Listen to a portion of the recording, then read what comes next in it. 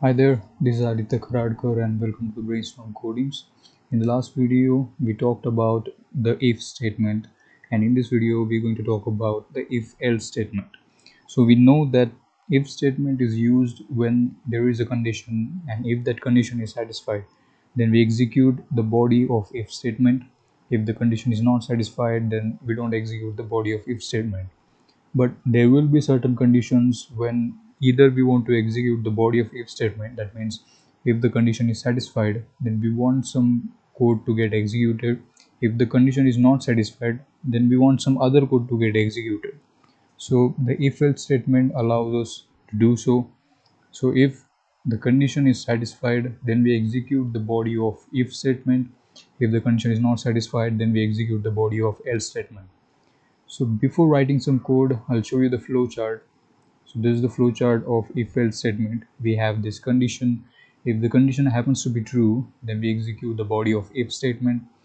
If the condition happens to be false, then we execute the body of else statement. So let's write some code. Let's have a variable first. So again, take the num1 variable. If you watch my last video, it will hold the value 25 again.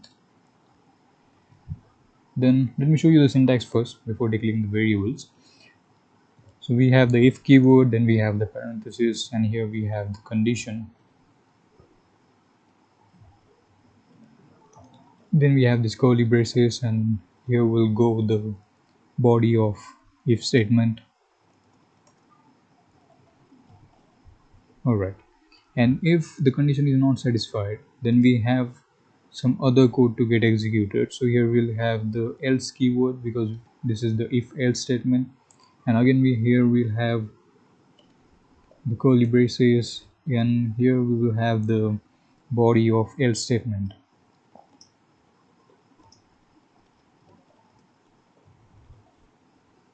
So this is the syntax of if else statement. We're going to use it here. So let's use this if keyword.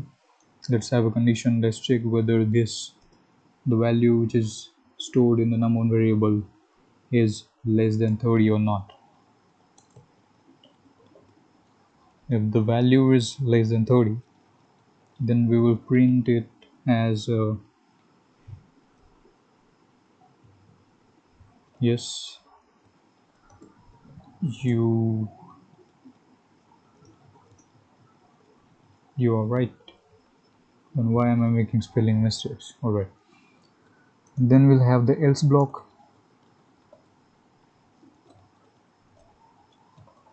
And if the condition is not satisfied, then the else block will print no, you are wrong. Right, so let's run this code.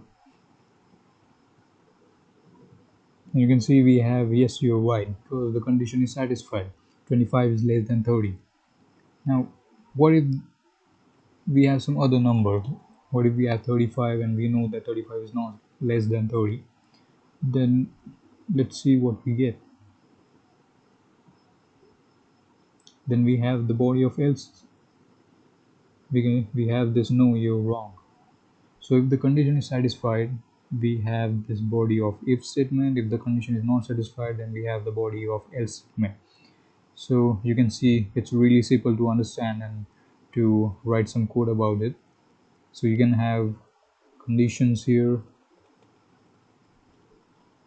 and just for a change, let's use some logical operators. And if num1 is not let's see what condition we should take. Maybe 35. Alright, so we have two conditions here. If num1 is less than 30 and if num1 is equal to 35, we have two conditions, and we are using this logical operator, logical AND operator. And if both the conditions are satisfied, then only we'll have this if block. If one of the conditions is false, then we'll have this else block. So let's run this code. And we have the else block because obviously 35 is not less than 30. So if we change the condition and run the code, Now we have the body of if statement, because 35 is greater than 30 and 35 is obviously equal to 35. So that's how we use the if else statement when we want some code to get executed if the condition is satisfied, and if the condition is not satisfied, even then we want some other code to get executed.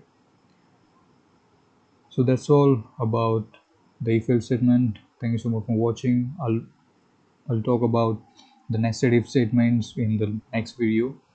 So don't forget to hit the subscribe button, and I'll see you in the next one.